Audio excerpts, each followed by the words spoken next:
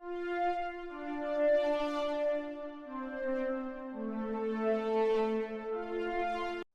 everyone, and welcome to another of these fun interview episodes.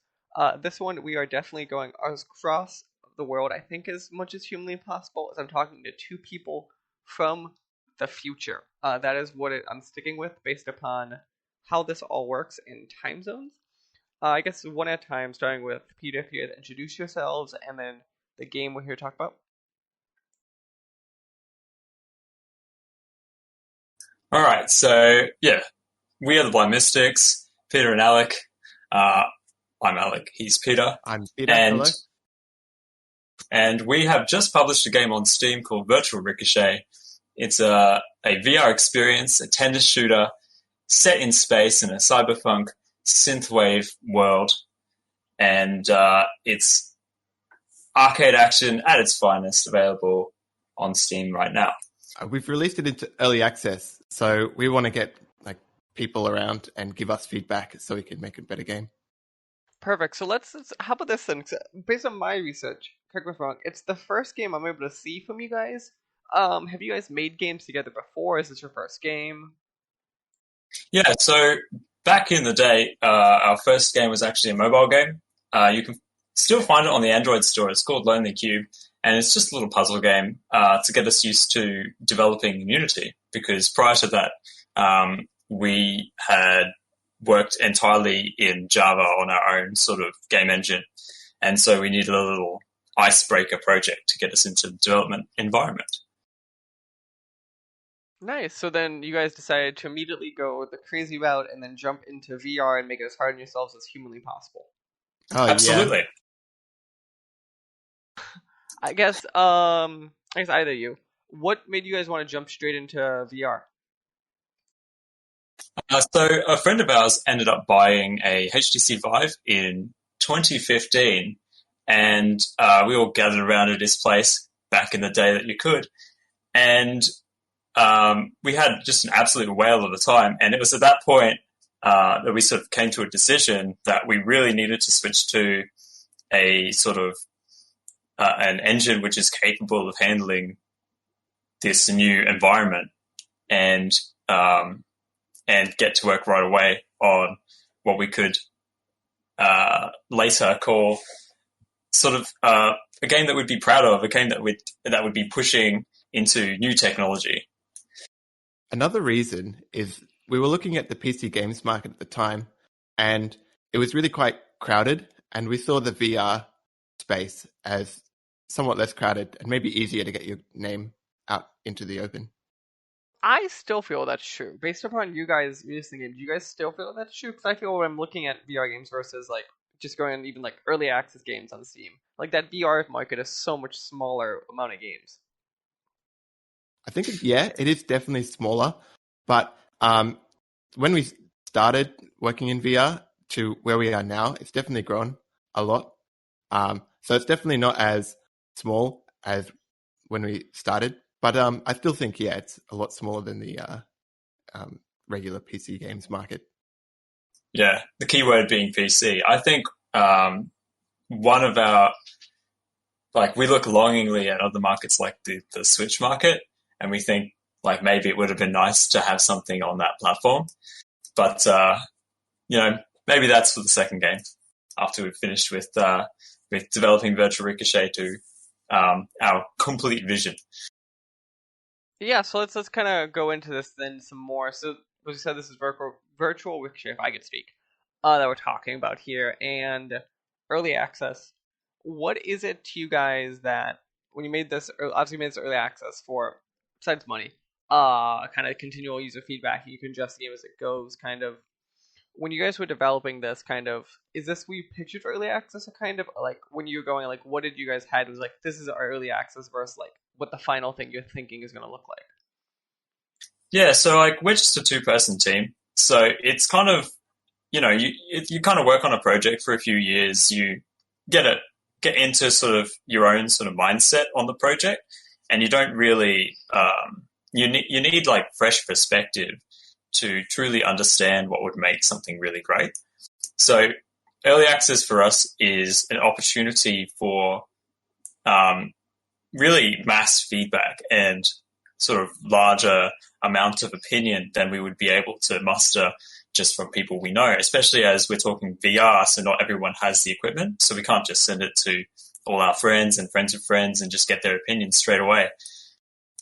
So early access gives us that ability to reach a VR audience worldwide and to get the opinions of people in the US, in Germany, in the UK, in France, Spain, Argentina, all sorts of places, and that feedback is just really valuable to the improvement of the game. Also, we wanted to get a good balance of the mechanics because we wanted to include a leaderboard system, but we wanted to make sure that nothing was ridiculously overpowered before we did that. So we wanted to kind of gauge and tune the combat to make it work better for a leaderboard system in the future. No, that makes a lot of sense. Kind of, it's always this fun whenever you talk to people like early access. I just like those kind of people who are like, I just have no more ideas for the game and I just want to add stuff to it. Versus the other people who have like pages upon pages of stuff we need to add, and it's always like there needs to be a healthy balance. I feel like somewhere in between those two. Yeah, exactly. Yeah. So, kind of as we kind of jumped into the game mechanics some more, what do you guys kind of feel makes your game unique versus a genre that I feel like that's the joke always, and a lot of times in virtuality is that like the default game in some capacity is like a shooter against drones. So I'm kind of curious, kind of what makes your game unique or different than kind of that default mold that people talk about. Yeah, so I think what makes our game unique is that it sort of takes the approach of an interplay between sort of an attack and defense mode. So you're constantly looking for opportunities to attack as well as to then defend multiple positions, which I don't necessarily see in other games that have inspired our work. I'd say the game's kind of a mix between what people refer to as racquetball games, so Racket NX, and a shooter game like Space Pirate Trainer. So we're trying to be a hybrid of the two, really get the player swinging their arms around, hitting away projectiles, as well as firing back at enemies. So then, kind of, as you guys have kind of gone through this process, how do you feel? Is that one of the things you're still working on? Is that balance? Or do you feel like the balance is one of the things that people can hop in your game and kind of be like, okay, no, I understand how this works? Yeah, it certainly is challenging to ensure that at every moment you have to consider these two options and to make sure that to an extent we would like those to sort of somewhat overlap, and it's more possible with certain VR headsets than others, but it's certainly a challenge to make sure that it's always possible to defend against all attacks while simultaneously being responsible for when attacks come in too hot. For example, in our game, you can have waves where multiple drones are able to fire projectiles at platforms, and that those platforms could be platforms you're presently on, or platforms you're not presently on, or a combination of the two. And we want to make it so that the player still feels responsible when they end up in an impossible situation when they have to just take one of those. So it's certainly a delicate balance. You appreciate how mean you're trying to be, though, and you're like, it's still the player's fault when they die. Like, that's our goal, is to make sure it's always the player's fault. So they're saying, like, we're going to help them out here. You're like, no, you got in this mess. You can't get out of this mess. Have fun. You should have done things in a different order. That's your bad luck. So one of the things I'm curious, kind of, whenever I talk to VR people, because we get to play in this fun landscape where there are some rules, but very few rules, kind of. What has been kind of, since you guys did iOS, I think it was iOS or mobile stuff before this, what has been kind of like that big jump of being like understanding VR and like making it feel natural to players, to you guys? What's been that challenge like? I think Peter probably has more to say about this than I do. I think the input system is a really big one. So on a mobile device, you have one large touchscreen. I guess you also have the ability to enter in, like you get the keyboard that pops up when you're entering text. But in virtual reality, you've got these two controllers.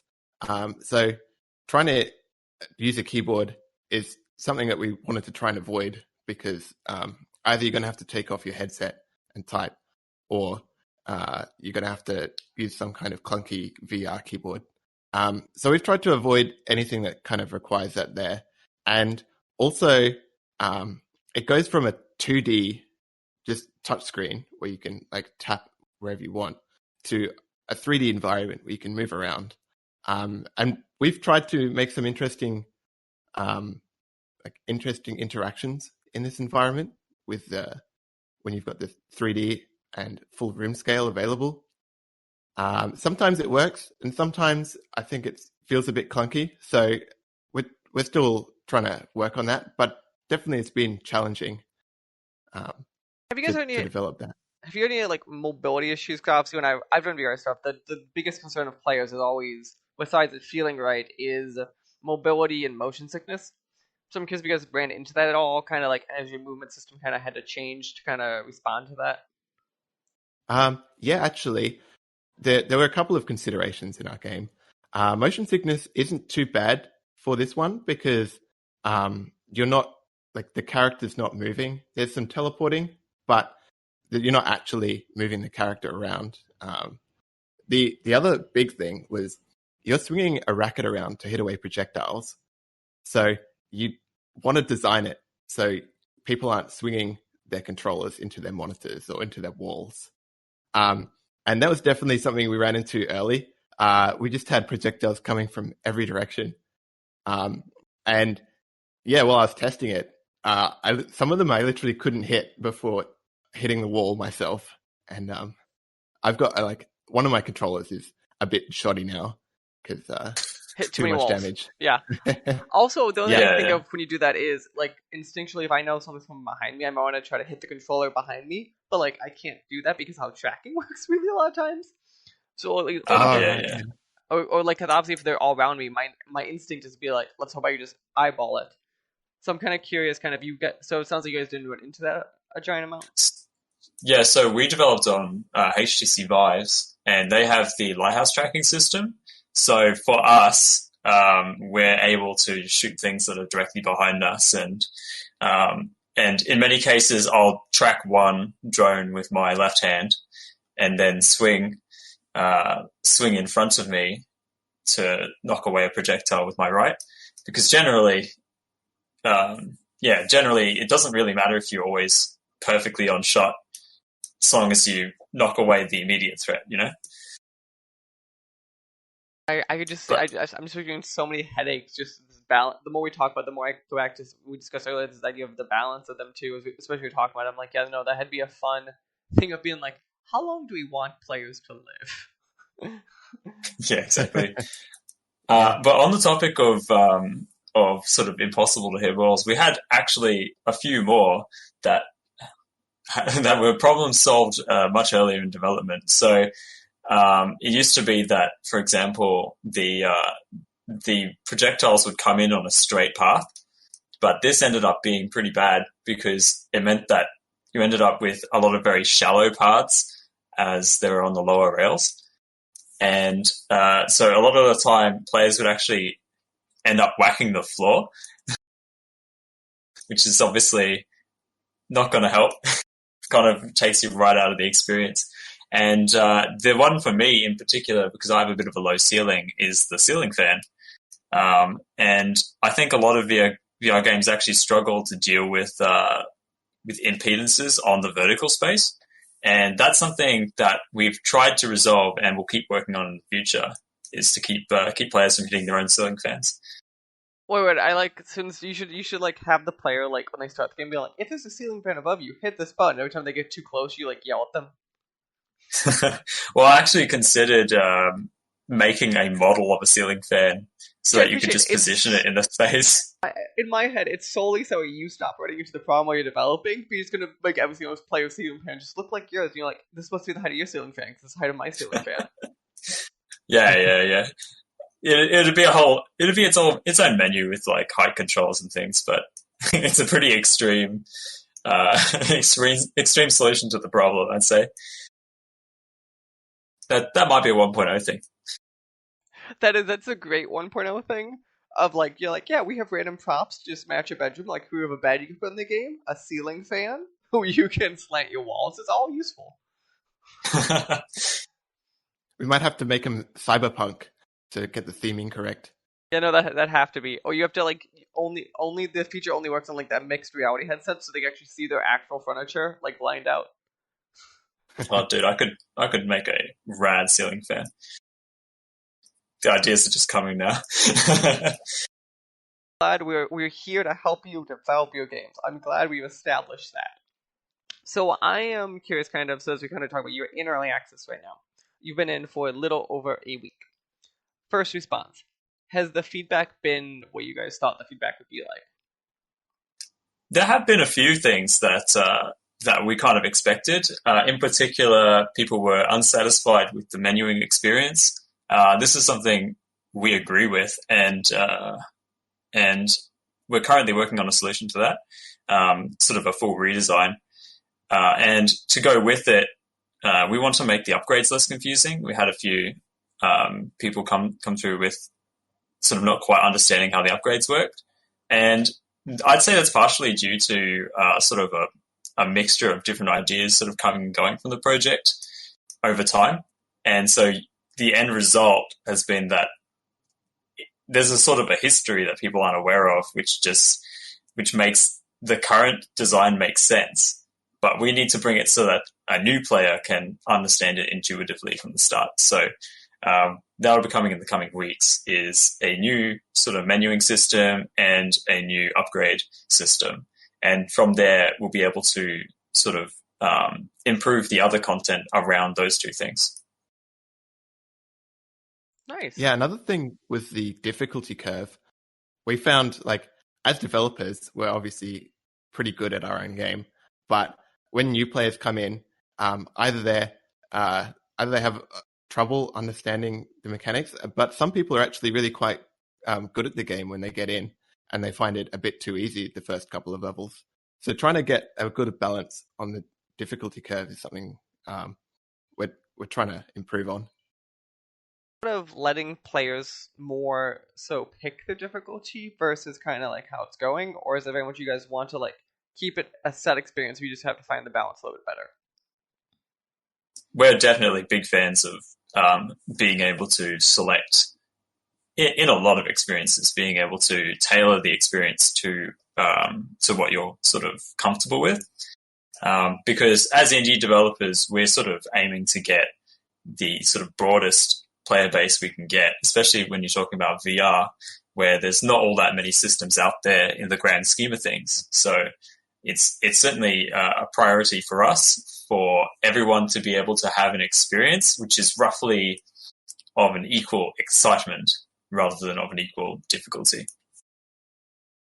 Nice. And then I just have your Steam page up next to me. One of the things here it says, I'm curious, kind of.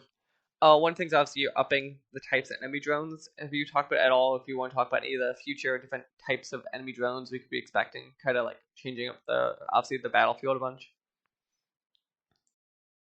I think, yeah, go for it, Pete. We've got a list of drones that we've been toying with adding. Like when we just think of a new idea, it goes into just like a document on Google Drive, and we've just been adding ideas. And then when we find time to make new drones, we just kind of look through the list of ideas that we've had in the past, and we decide, oh, this one looks like it'll be the most interesting to play, and so we'll go and implement that one. Nice. Well, let's make sure everyone understands the game. The game is Virtual Ricochet. It is, you guys are Blind Mystics. The game can be found on just Steam right now, correct? Steam, and it has just launched into Viveport and Viveport Infinity. So if anyone has access to the Viveport Infinity subscription, it's available for free. Otherwise, you can purchase it for the same price as on Steam on Viveport right now. Nice. And then I assume something like Oculus would be down the road when you guys go into full release, would be like a goal, but not right now. We're thinking about it. There's like it works for Oculus devices at the moment through the Steam VR framework. So if you have an Oculus device, you can definitely play it. But we're definitely considering getting it onto the Oculus store at some point. But it will require a bunch of changes to the code base. So it's kind of a lower priority at the moment. Maybe something to happen in the future.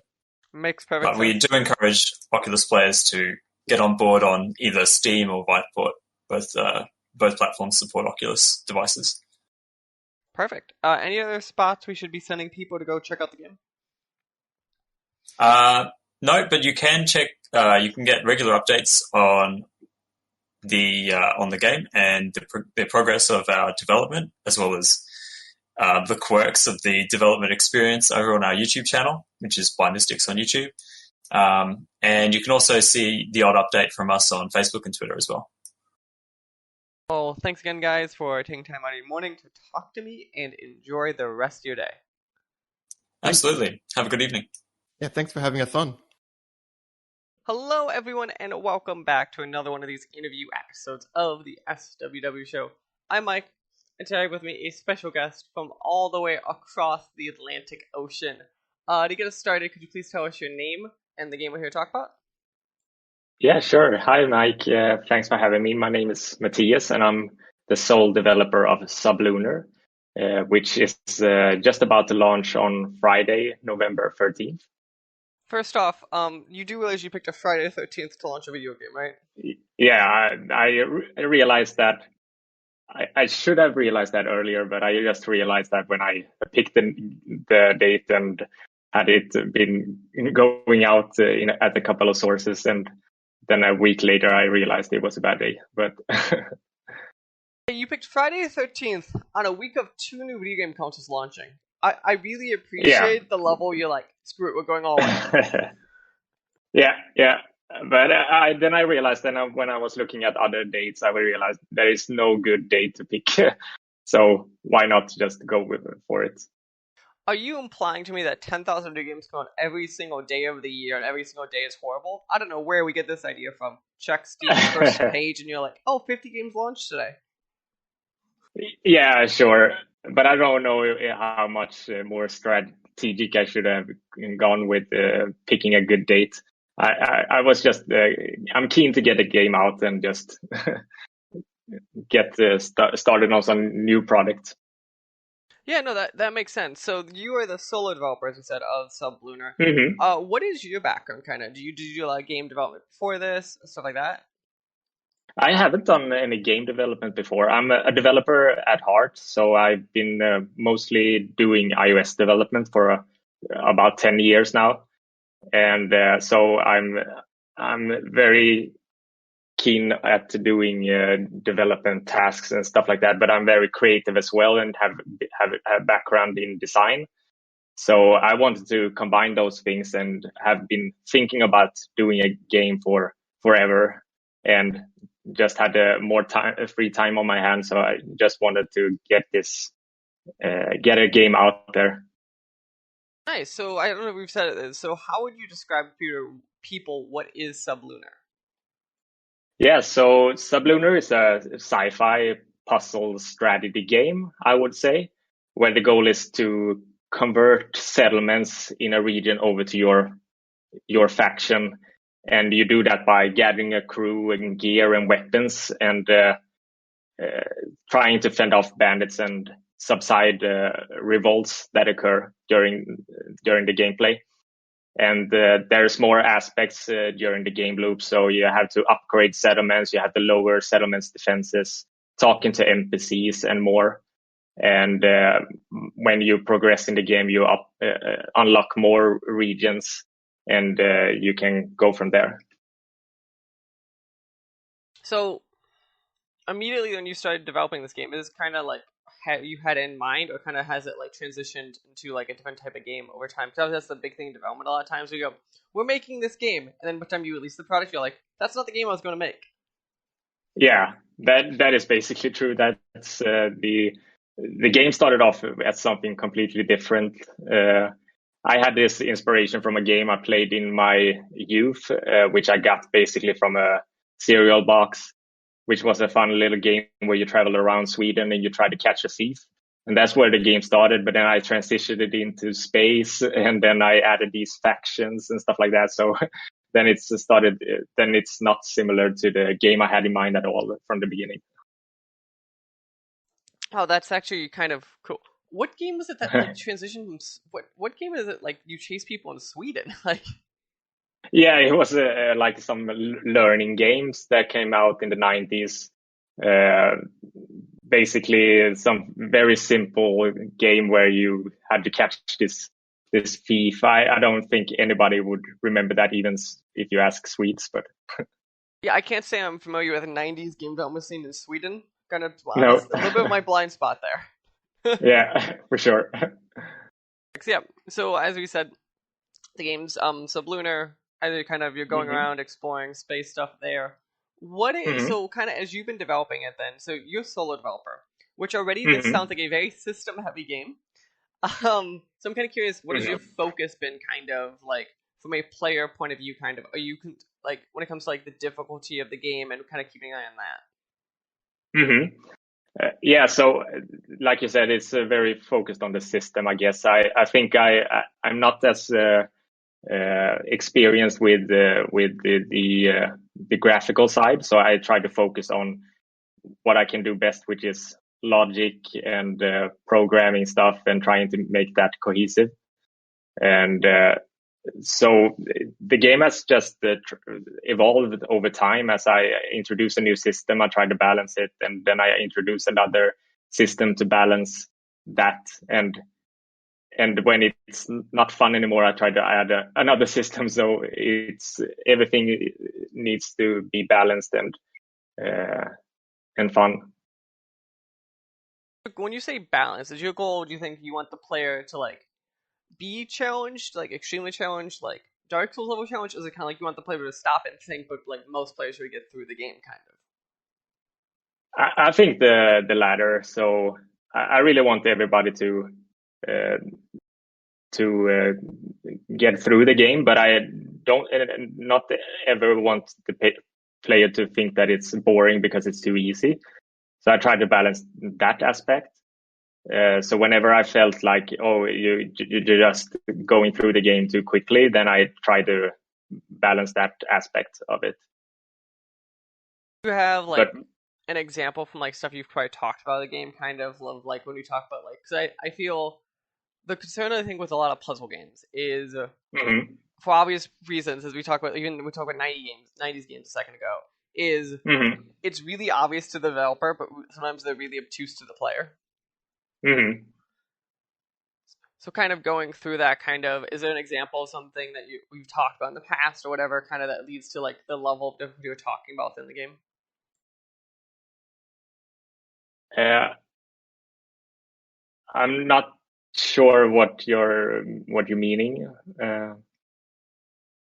So as we talk about like you want players to like have to think and be challenged, but not like Mhm, end of the world challenge kind of. What is like in your game an example of kind of like those types of puzzles? right. So yeah, I think the thing I've been trying to introduce in the game is that it's going to be gradually more difficult. So I think in the beginning, when I have realized it's too difficult, is when I've unlocked every aspect, every game mechanic from the beginning in the first region. And I put myself in that position and try to understand how can I understand all these game mechanics at once.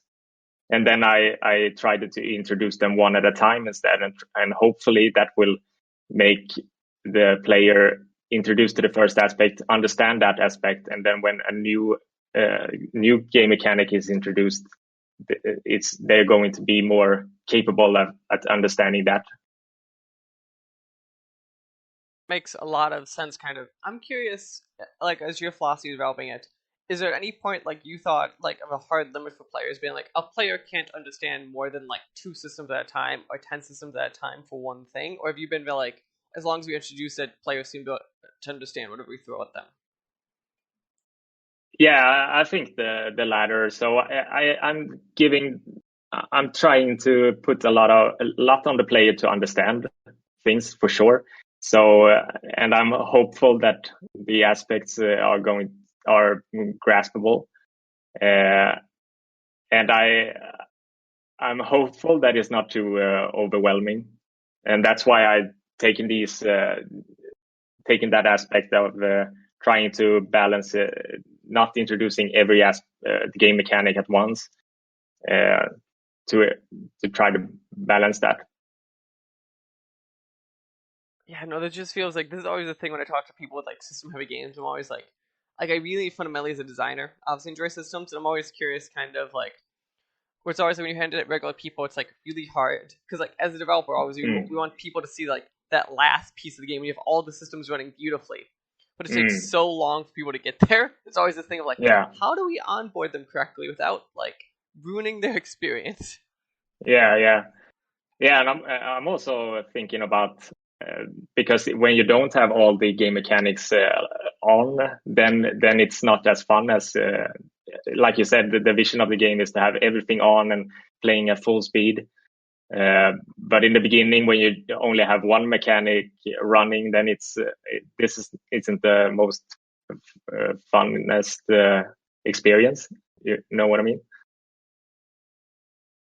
Oh, that is kind of interesting. So one of the things kind of is obviously, and correct me if I'm wrong, my understanding is you are going, as we're talking on the 10th, and your game's coming out on the 13th. You're going into like a full release of the game, right? You're not going into like an early access build of the game? No, that's true. So I'm feel very comfortable that the game is done at this stage. There's obviously I could have spent 2 more months on it, or even 6 more months, and tweaked it and play tested it for a while. But I think I'm comfortable that it's playable at this stage, and that it's fun. I've actually played it for the last couple of weeks myself, and I enjoyed it. So I think it's ready to be launched fully on Friday. Wow, that is, I do appreciate the confidence, because most developers at this point I feel like are like ready to pull their hair out, like ready to go like throw the computer out the window and say I'm done. And you actually sound like somewhat like, I got this, it's okay, the game's going well. I have some part of the aspect that I really wanted it to be done. So like you said, that 13th might not be the best date to launch a game, but then also I could wait to the middle of December, but then I really want the game to be done and out, so I can maybe think about the next game I want to make. That is. So I'm gonna throw you on the spot then. Have you thought of like publicly all the next game you're gonna make? Or are you kind of waiting to see kind of like how this game does, and you have to do anything last minute to help the game out? Yeah, exactly. So first, I'm going to just let this game have some breathing room and see if people enjoy it, or if there is something I need to fix. And then I will be jumping into the next project. Nice. So, do you have otherwise any like current post-release plans for this game, or like unless something goes wrong, kind of your goal is to kind of release Sublunar as this like standalone puzzle game? Yeah, that is the first idea. But if everything goes well and there's people seem to like the game, I definitely see myself trying to add maybe more regions, maybe more maps to the game, and stuff like that. And I have always thought about the game being playable on touch devices, but I haven't ported or tested a game on touch devices. Maybe I will do that next. But otherwise, I will just launch it and see how it goes. Yeah, for being a mobile developer first, I did think of that one and find it interesting that you're just releasing this on Steam, because this feels like a type of game that like would take some work to port to mobile, but not like the end of the world of level work, because just how much of it is like mouse and keyboard and reactionary. Yeah, exactly. Yeah, I've always had in mind touch devices, touch interaction design when I designed the game, and it should be fairly easy to port it. But I really wanted to make the game for PC because I enjoy those type of games where those strategic point and click games. and I've been working with I'm working with as a mobile developer as my day job. So I did want to do something else during my spare time, basically. No, you don't understand. Once we put you in a box, you have to stay in that box forever, especially in game development. So now you are the like puzzle space guy, and then it must be on PC. Like you understand, we put you in boxes, developers stay in the same box. No, that's AAA, not indie. So let's see. So as we got this right then, so the game is Sublunar. Comes out on Friday, November 13th. Yep. Again, great day to launch a game. How much is the game gonna go for in whatever currency you know on top of your head? I think it's going to be $5 about there. Okay, so roughly $5 in respective currencies, because math is fun and currency exchange is fun. Perfect. So yeah, thanks again. The game is Sublunar. Go check it out on Steam. Do you have any other spots that people should go check out you or the game on the interwebs? Yeah, sure. I've been tracking the whole progress, the whole development of Sublunar on YouTube. So you can find my YouTube channel there, Mott Erik Devlogs, and you can find that link on the Steam page as well. Perfect. Well, thanks again for taking time out of your afternoon to speak to me, and enjoy the rest of your day, and maybe go try to get some sleep over the next 3 days. Yeah, thanks, Mike. This episode is partially brought to you by the Humble Choice program. Did you know Humble Bundle has a great monthly subscription service that lets you get a ton of video games every single month? That's right, from plans range from $5 to $20 a month, you get a hold of a bunch of free games they have available to you. And you could use our code down in the description below to go and sign up. It would help our podcast and help you see what great games are available for you this month. Hello, everyone, and welcome back to another episode of the SWW show. Today we have an interview episode, but it's a little bit different. We're not talking about a game per se, but we get to kind of talk about an interesting game dev tool. Today with me, Simon from, do you pronounce it Artform? Artform. Oh, it's the British spelling, isn't it? It's yeah. No, it's not. It's a unique spelling to get the trademark. I bet you got the trademark. I have no doubt of that.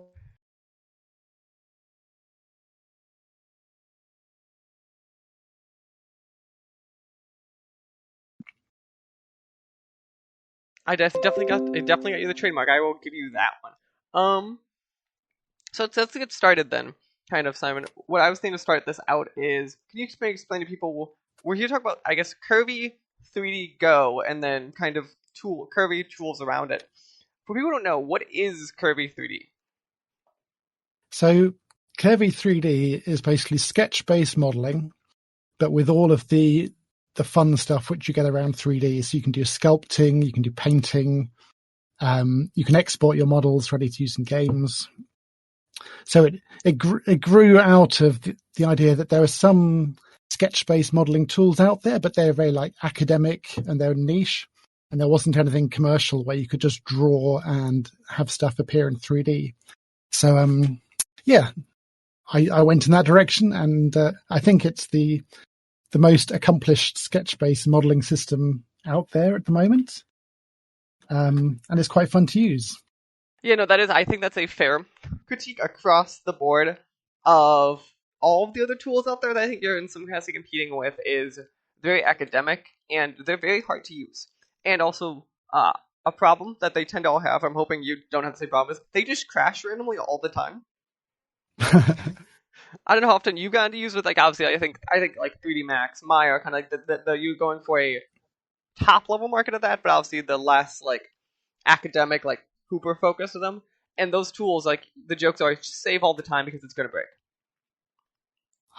I naturally save all the time, but it doesn't crash very often.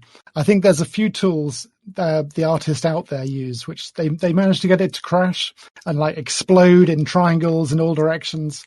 But I think that's quite rare. I tend to avoid doing that.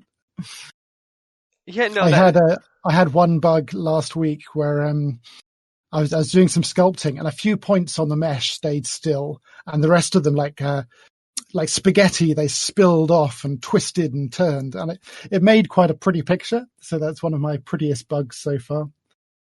That is. I like you like a bug. It's great. It's beautiful. It's pretty. Yeah, but we don't crash like the other people. That's a good thing, I would argue.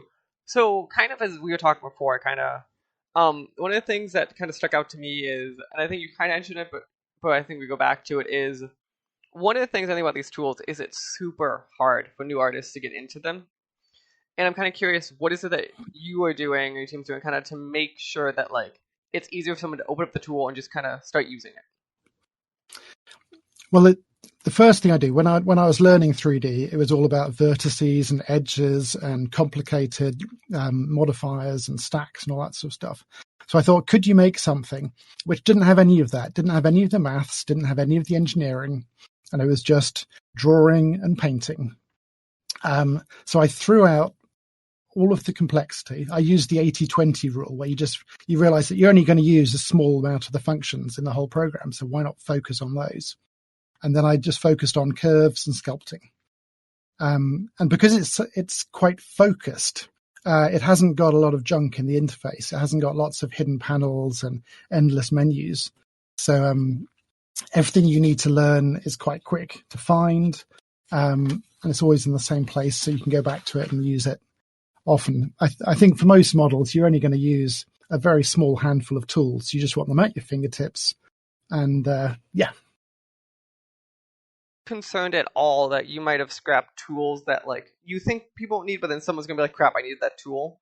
And if so, is there any like remedy that you guys have come up with that is like, oh, you could write add-ons, so there's anything like that? Or is it kind of like you're just kind of hoping that you caught the right tools and hoping for the best?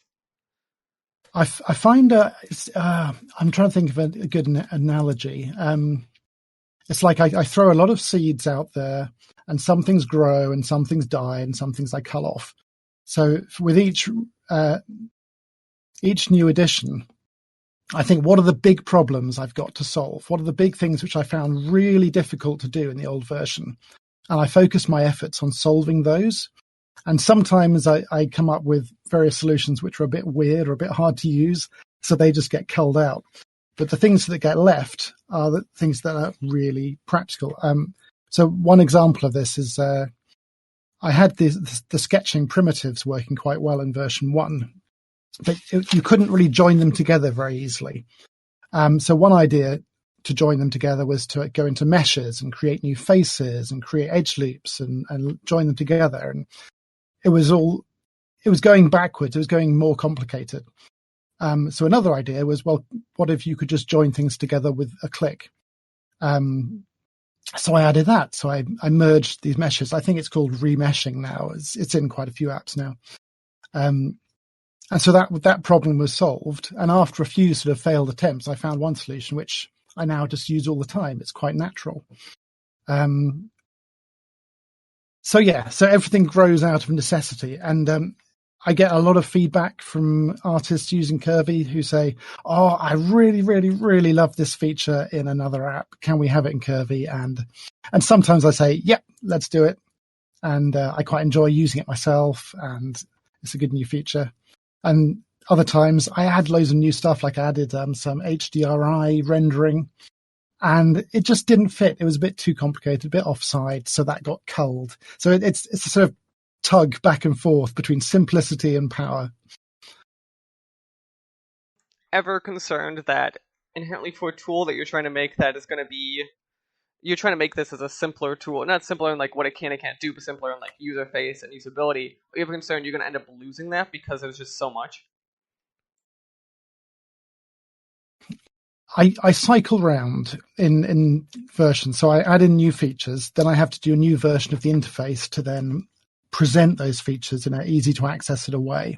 So it sort of revolves round and round, with the more obscure features getting pushed into the bottom of menus, and the more useful features getting pulled to the forefront in like helpful toolbars and really clear panels. So it's like sort of a bit of a sifting between the more complex stuff and the everyday stuff.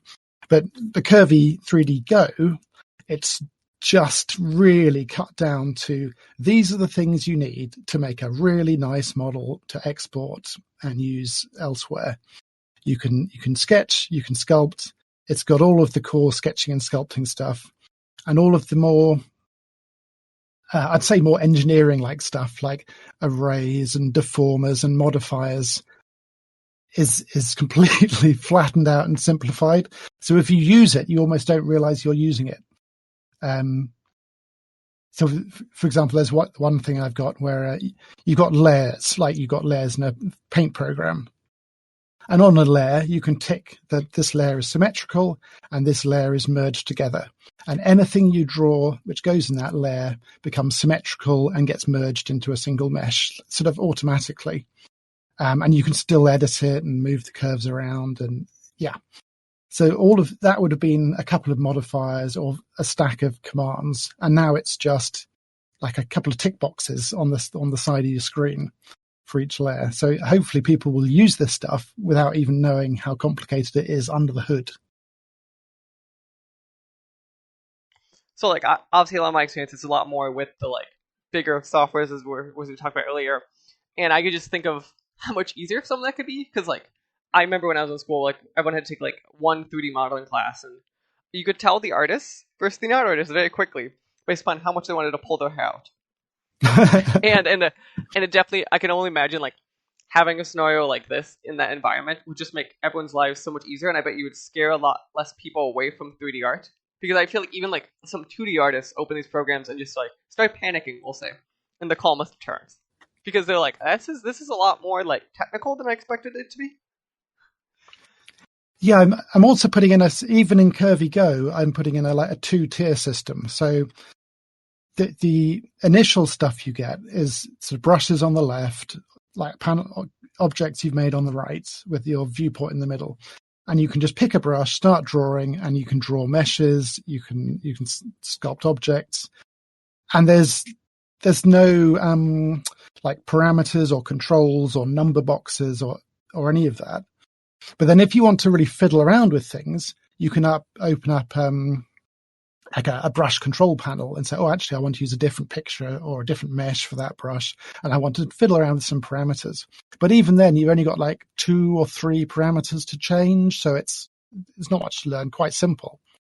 And then as like a third step, there's an advanced tab on the brush controls, and then you get everything. Then you get 20 or 30 brush controls, all the stuff you want to make. And I imagine that stuff is for people who want to make new brushes to then share with other people. So I'm not expecting people to even open up the first panel on their first day with Curvy. And a lot of people would never get onto the advanced tab at all. But they will be using brushes made by the kind of more expert users who like learning what every little control does and customizing things. So I've seen this model quite a lot in 2D painting programs where you can use brushes, you can share brushes, and you get a lot of variety there. But it's the kind of more expert users who are creating the brushes and pulling together all of the images and controls and parameters you need. So it's sort of cooperation. I'd like people to sit down and their first couple of hours just to have fun with it, to be able to draw some fun stuff, think, yeah, this is cool, I could really go with this. And then maybe after sort of 10 hours, they're actually producing quite good models with it already because they've learnt the essential tools they need. I've actually been using that as a test case. If someone can sit down with it and in 10 hours be producing a good model, which they'd be quite proud of, that's great. It means it's really quick to learn and quick to get started with. And I've got several pictures on my Instagram where people have just had 10 hours to learn it from scratch and make some models. And they look really quite decent. I'm quite proud of them. That's a very fast. I guess that'd be a very fascinating, like obviously game jams. I could see like that'd be a very interesting art jam idea. I could almost see a world. And I don't know if you've done this or how that works in Britain with your school systems, because like in America, our school system's a little more fragmented. And like those are the kind of things you'd walk into like a college class, but like here is freshman artists. Here's their first day. Go create. And this thing of like getting them into these tools, and like I feel like the more I talk about it, the more I feel that where your tool works really, really well is that like super junior artist who's like, this is just all too much. Like I roughly understand how to make art and I think I could do it, but like all of this software is just too much. I need something I can just hop into and not go crazy just learning the tools. I've noticed. I guess you've probably seen YouTube tutorials, and some of them you could spend maybe 100 hours, and you've produced a really simple, small object at the end of it. Whereas I'm really impatient. I think if I can make a character in a day, that's good. But back when I was learning 3D, I could maybe make a nose and an eyeball in a day because I was editing all the geometry by hand and vertex by vertex. And then as I got better with the tools and found easier tools to use, I could maybe make half a torso in a day. And now I can make full characters, heads, costumes in a day. And it's a nice unit of time for me. Or as it used to be, back in college, it would be overnight. I'd just spend all night sculpting and then sort of stagger to my lectures in the morning, bleary-eyed. But I'm quite impatient. I don't like the idea of spending a month or like several months on one model. So Curvy's very much geared up for that. It's some would say it's like rapid prototyping. You sketch something, you put in some sculpting details, throw on some textures, and it's ready to post, and you're quite proud of it. It's quite fun. One of the things I want to jump back to as we're kind of talking about is you talk about how like you have the ability to kind of like save brushes and give other people kind of these custom brushes with the macros, whatever, behind them. I'm kind of curious, kind of, I don't know if I saw that when I was looking through the stuff, maybe I missed it. Is there a part of you in Curvy that you plan to allow it, or you do allow it, where like Maya, 3D Max, even like the 2D tools like Photoshop allow programmers to go in and add extensions to these softwares? Have you thought of that being a path for Curvy, or you're very purposely not letting that be a path? I've done it from time to time. At various points, I've had slightly more of that, slightly less of that. Early on, there was a whole scripting language where you could play back entire kind of use sessions or cut off various portions of the sessions and replay them. So potentially someone could write in a scripting language an output script for Curvy, which then would make 3D stuff. But I found it was a niche. No one really was interested. They just wanted the tools to be better and to be making more stuff with them. So I sort of backed off on that. No, that makes a lot of sense, because I think the market in which you're talking about, which I think your tool sounds like it could really thrive in, I think is inherently the opposite market of the people who are like, I'm gonna have the scripter next to me who's gonna like add this very custom specific tool next to it. Like it's like those just inherently are not always the same markets. Yeah, and if you're going to do something a bit heavier with it, you mix and match with other software. I see a lot of people making pictures and they've used maybe 8 or 10 different programs, different bits for each stage of the process. So I think the more, I'd say like professional you get about it, the more comfortable you are jumping between programs. So you'd do maybe some prototyping and some sketching in Curvy. You take it somewhere else for sculpting, take it somewhere else for animating, and you get the mixture. Yeah. I was gonna say the other thing that's kind of stuck to me is, I don't know if you mind, I don't know how technical you want to get, is kind of so what is this process in some capacity going from Curvy 3D Go, which is kind of really the thing we're here to mostly talk about, to like a game engine like Unity or Unreal? Like, did you purposely make that a very streamlined process? Is there like a few extra steps because it's maybe not as native on their back end to kind of get your model into those applications? I picked a very widely used format for my main export format. So I export OBJ formats, OBJ. So it's just click export, click import, and there it is in your game. It's not much to it. This as much as possible. Yeah. Nice. Okay. No, that is. I think it's exciting because again, nothing quite like the first time I opened up Maya, hit export, and you're like, why is there 10,000 options? You see this checkbox, and you like this. I feel like there's just what does these words mean? Like, you have a dictionary next to you of, like, reading words, and you're like, Yeah. I guess that's an English word. Never heard that one before. What metric are we using? Like, stuff like that just happens way too much. I try and avoid giving choices where the choice is unhelpful.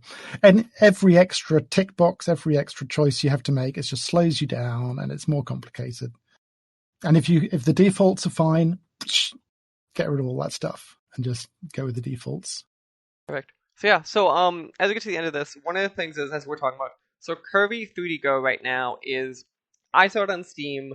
It's in early access. So I'm curious, kind of, what is your, as you've talked about, your plan for early access, and if there's any big features coming up next couple months that like people can look forward to, kind of that isn't in the application already. There is quite a lot. Mostly it's features to make things easier, which you could do before, but maybe would take like 4 or 5 steps, and it's turning it into, you could just draw and it appears. So I'm adding a big materials and objects library, so you can just pick from lots of prefabs to get effects on your model. Again, you could have loaded these, imported them and copied and pasted, but now it's just a click. I'm adding mesh brushes, so you can draw a stroke and maybe it turns into a chain or it turns into a dragon's tail, depending on how the brush has been set up. Again, it's just you're drawing and it appears. I'm increasing my poly count. It used to be you could sculpt nicely on about 100,000 triangles. The next version, you can sculpt happily on 50 million triangles. So you can get a lot more detail and density, and that goes along with new sculpting alphas, so you can paint with textures like you'd be able to do in other sculpting programs. I'm also unpacking all the help. I realize it's really hard for people to go away from the application, find a manual, read through it. So I'm putting as much help as I can. So I've got nice big tooltips with videos and hints all inside the app itself. And then there was the layer effects I said before, like you've just got a layer and it can do symmetry. It can do like sort of a metaball like effect, merging things, just like built in a little tick box on the layer. You're purposely adding some of these. I like some of these new things they're going. So let's just kind of step through this one more time then. So the thing we're really here to talk about is Curvy3D Go. Obviously, it's part of the Curvy3D suite. If someone is looking to buy the application, what does it cost? How do you get it? All that. So at the moment on early access, it's a mere $5, and I'm expecting the price to rise a little bit over the course of development. So at the moment, it's really encouraging as many people as possible to try it out, try and break it, have some fun with it, and so I can really get the most out of early access.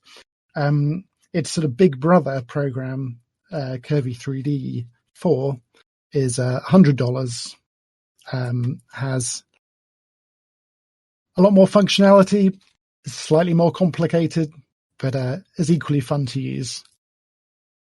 Clarify then.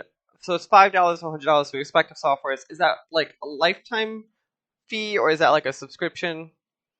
Currently, it's all lifetime access. So it definitely sounds like it's worth kind of trying a token out. Fee. Yeah, definitely, at least from a person who, let's just say, a lot of people are tired of paying these obnoxious subscription fees. It's probably worth being like, cut that subscription for 1 month, trying out your software and seeing if it's useful, because just a way different. We'll just say way different cost wise. Yeah. Perfect. Well, Simon, thanks again for taking time out of your afternoon to talk to me about Curvy3D and Curvy3D Go. If you any other place you want to go send people to go check out your software? It's Curvy3D.com. Perfect. Well, thanks again, Simon, and enjoy the rest of your day. Thanks very much. This podcast was a production of The SWW Show. To learn more, go to theswwshow.com. Remember, you can follow the show on Twitter at The SWW Show. You can follow me at Mikey_Maroney. You can follow AJ at LowSeatBoy. Remember, new episodes premiere on Friday, 9 a.m. Central Time on anchor.fm/SWW and podcast services around the globe.